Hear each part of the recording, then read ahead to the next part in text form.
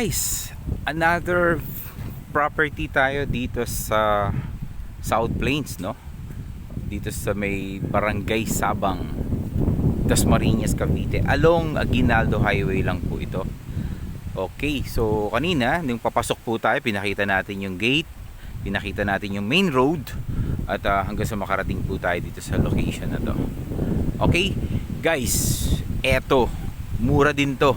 Kasi yung isang video natin, inuna natin yung nasa dulo na lote natin binibenta. This time, yung katabi lang, ha? Magkatabi to, ha? Actually, magkatabi, pwede nyo naman bilhin yan, eh. Pero ang binoblog ngayon natin dito, ang binivideohan natin dito, etong nasa gitna na to. Eto kasi, meron pa po kasing corner lot yan, eh. May corner lot, tapos yung sa sunod po, yan. Yan po yung binibenta natin. Tapos ganun din po yung nasa dulo, binibenta natin yun, naka-vlog na po yun, nailabas na po natin dito sa video natin, no? So, dito sa YouTube channel natin. So, panuorin nyo na lang po yun ulit. Pero this time, ito po yung pinapakita natin. Itong nasa gitnang property. Okay. Ang laki niyan, guys, ay 214 square meters. Okay. Ang halaga niya medyo mas mataas ito, no, kesa doon, no? Kasi bakit mataas? Wala po siya sa perimeter. Okay, nasa gitna po kasi siya. Okay, magkano po ito? 9,000 per square meter po. Ayan, 9,000 per square meter. Pagka itinimes natin sa 214 square meters, lalabas po yan 1,926,000.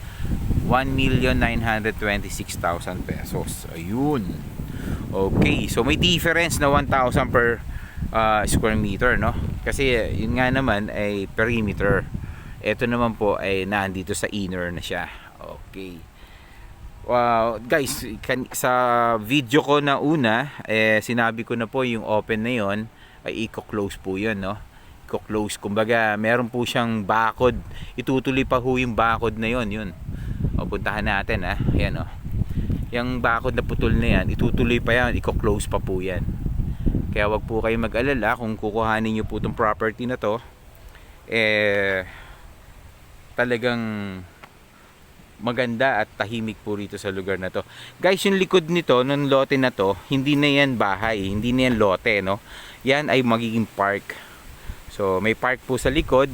Ito pong lot, itong stretch na to, may mga lote po yan at may loteng ganon. Siguro papakita natin sa mapa natin habang nagsasalita tayo para nakikita nyo naman po kung ano po mangyayari dito sa inner lot na yan. Okay? Kasi yung mga yan ay magiging parke. Park po yan. Okay? So parang kung gusto mong magmamasyal ng konti at ayaw mo dito sa bahay mo, pwede ka naman doon. So pinapaganda nila tong subdivision na to. Under ng Santa Lucia po ito.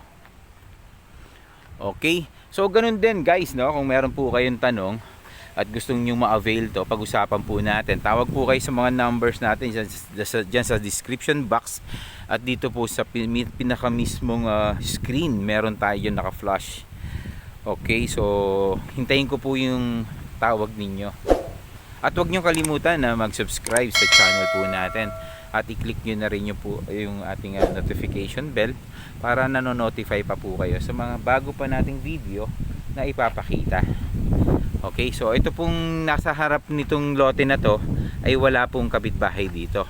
Ito po ay perimeter fence din yan. So yan, so kung medyo talagang gusto nyo ng medyo tahimik na location, eto na po yung kuhanin nyo. At mura lang to, dito sa location ng Dasma, Cavite. Marami pong naghahanap sa akin dyan. So guys, eto na yon, mura, 9,000. Yung isa naman, yung sa may perimeter ay 8,000. Nasa isang vlog ko po yun. Okay, so sana nagustuhan nyo po itong pinakita ko. At tawag po kayo. Hanggang sa muli po nating pagkikita. Marami pong salamat sa mga oras ninyo. Bye!